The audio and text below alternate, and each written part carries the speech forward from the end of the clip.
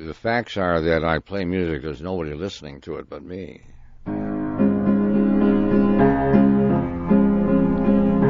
Meet Tony Guarino, grandfather, TV repair guy, and self-described composer.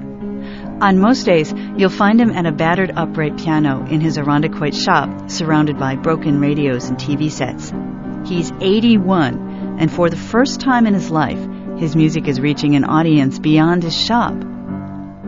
I would say that I've never had anybody play any of my music. I heard it for the first time, and it was a shock to hear somebody playing my music, and it sounded good. I figured, well, what the heck, if it sounds good to me, it's got to sound good to everybody else. Guarino says he's always been a maverick. When he was about 10, his mother took him to his first piano lesson. Some fellow told me, sit down and make this octave you play with your fingers to get the do, re, mi, fa, so. Well, I went home that night. I wouldn't waste any time looking for that, what he called exercise on the white keys. So I went ahead and I made 2 songs out of that, which I still have today, and I never went back. He believes that with composing, a little learning is a dangerous thing. Because the more you learn about music, the less time you have to play. Like Haydn had like 103 symphonies.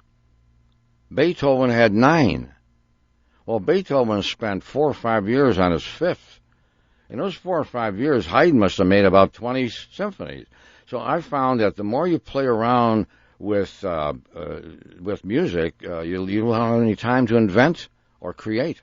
That's my opinion.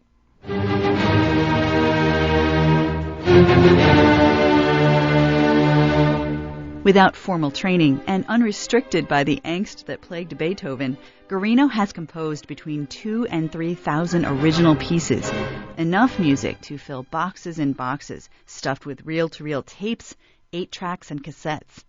None of it is written down. It's all in his head. Waltzes, gospel songs, and an extended work he calls the 20th Century American Symphony No. 1. And we'd hear it when waking up and going to sleep. Tony's son Mark remembers hearing his father play the piano at all hours. He's helping some of his father's compositions come to light. One song in particular he's been working with is the American Peace Waltz, composed in the 1950s. The composer remembers the day he wrote it.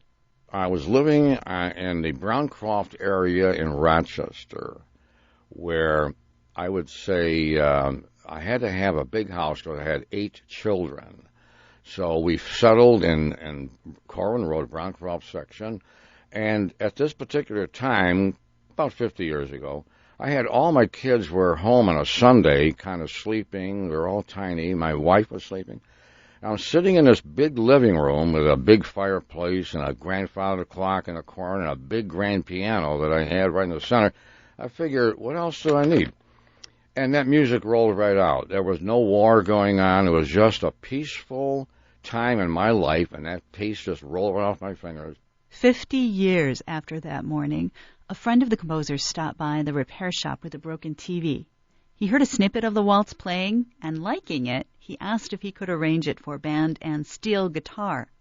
Guarino said yes, and the friend, a man by the name of John Appleby, recorded it.